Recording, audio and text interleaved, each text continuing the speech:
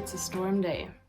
I was warned that today was going to be particularly bad, and it actually is. I'm looking out the window here and there's like stuff flying through the street and there's no one out there, not even hearing any cars, and like we're right in the city center, so I guess it's going to be a nasty one maybe. And it's supposed to be on from 9 this morning, which is when I got up, and it was already storming until 6 I think at night, and I need to be going out tonight to see my friends and go for dinner. So for now I'm gonna be bunkering in with the cats, and I'm not mad about that at all right now. I have little Archie sleeping over there with me. She's so cute. Hi.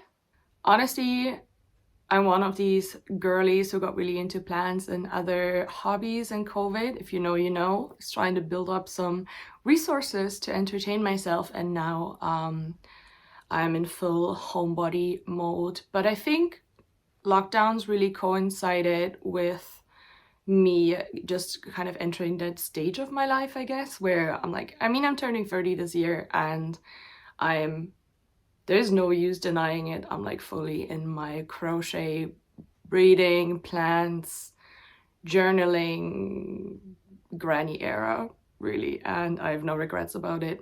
But I need to be doing stuff for my plants. I need to address several issues around here. There's like an unidentified insect living in my house.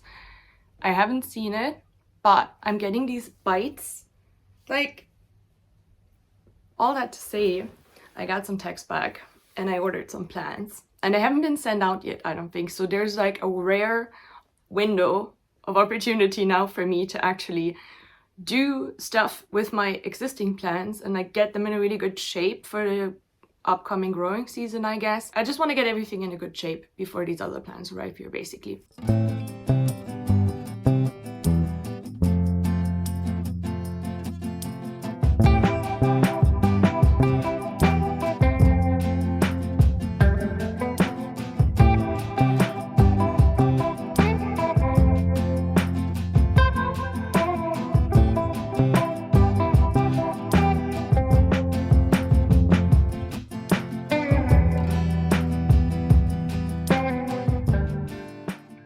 Okay, I think we got there. I've made a pile for the ones that I want to repot and a pile for the ones that I just want to check for pests, overhaul, wipe down the leaves, water them, whatever. So I'm gonna do that. Okay, so I had no idea I actually have 3 separate philodendron pink princess, and I'm thinking, so I have this one, this one's a small little guy, and then this one's my oldest one.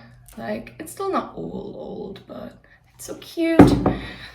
So I think I'm actually gonna pot all of those 3 philodendron into one pot and maybe see if I can get a big bushy type philodendron out of it, because I think they could be really sweet. Like, they don't grow very fast in my care, to be honest, but I think it'd be cute. Plus, it's going to empty up at least 3 little glass vessels, which I know I'm gonna need for other things. So, and I really need to wipe all those leaves down, so I'm gonna do that. But I also want to wash Law and Order, so yeah.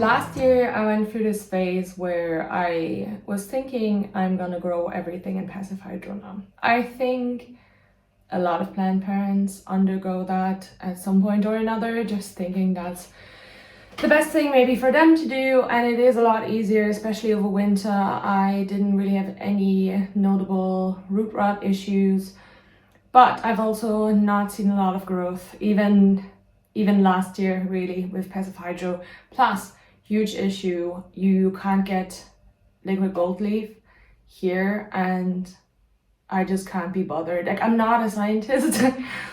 I can't be bothered to actually figure out what chemical composition needs to be in the vessel with the plant. And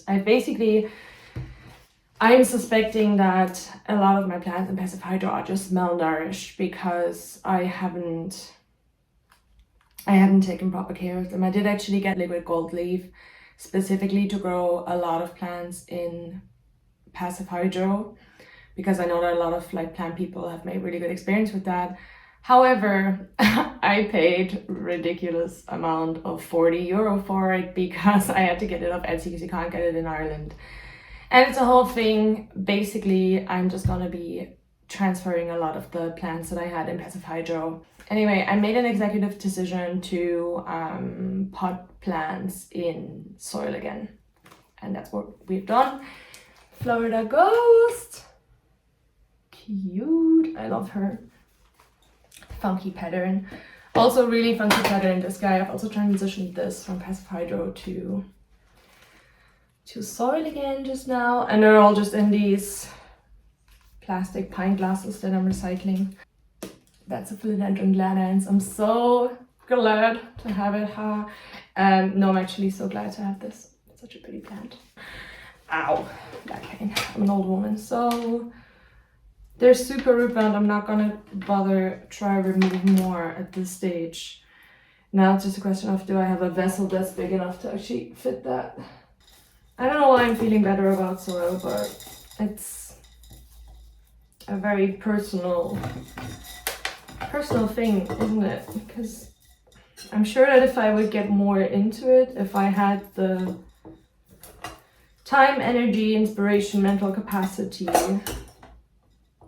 etc., to actually look into it, that I would probably love growing everything solely in passive hydro. But you know, it was one of the first things that I loved having, like when I started to have a lot of houseplants, was the smell of them.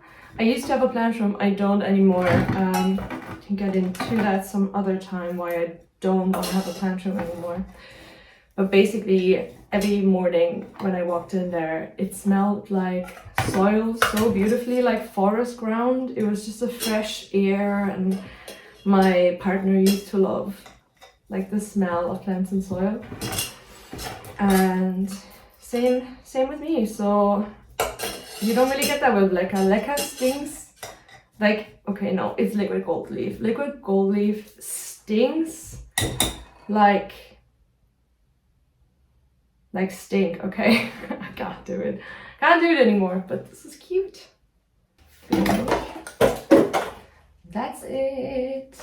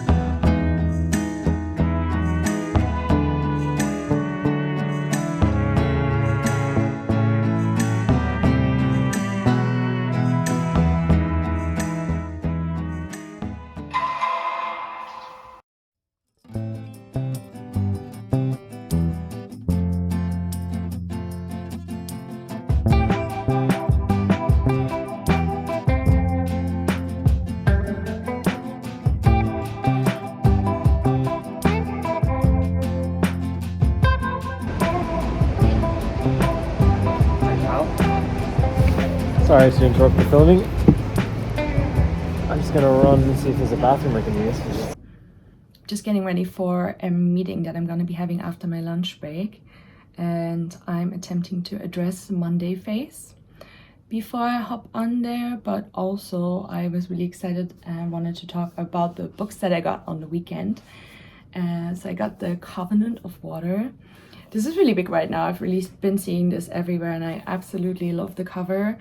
I'm a library member and I listen to a lot of audiobooks, and a lot of books I will read on my Kindle. So I don't get every book that I read as a physical copy, but this is just such a big one. We have like, I don't know, like 700 pages thereabouts here, and I'm really excited to read this, especially with summer coming up. This is set in Kerala, and it's a multi-generational story where, as far as I understand, in every generation of the family someone drowns. Yeah, I don't really know what to expect, but I think it's going to be like a proper societal novel, and I'm really interested. I'm really excited to read it.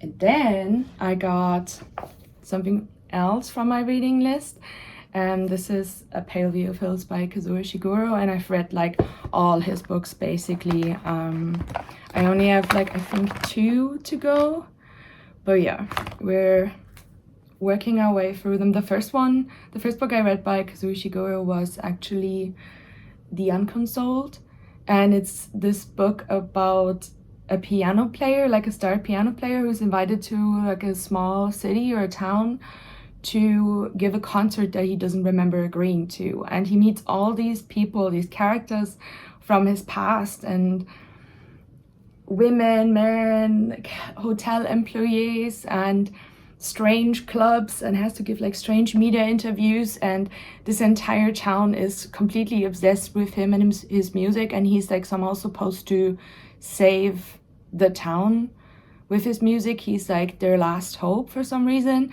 but he has all these memory gaps and just kind of is pushed all over the storyline by characters that want something from him, and it's crazy. It's so good. I love this writer. And then I've read a whole bunch of other books. Really loved Clara and the Sun as well, and yeah. And this was his debut novel. I love this cover so much as well. I want to frame this or something. I want to do something fun with this cover in terms of like decorations, because this is so nice. And then 2 books by Irish authors, which I'm super excited about. Just put my makeup pouch away. I don't think it's getting any better, is it?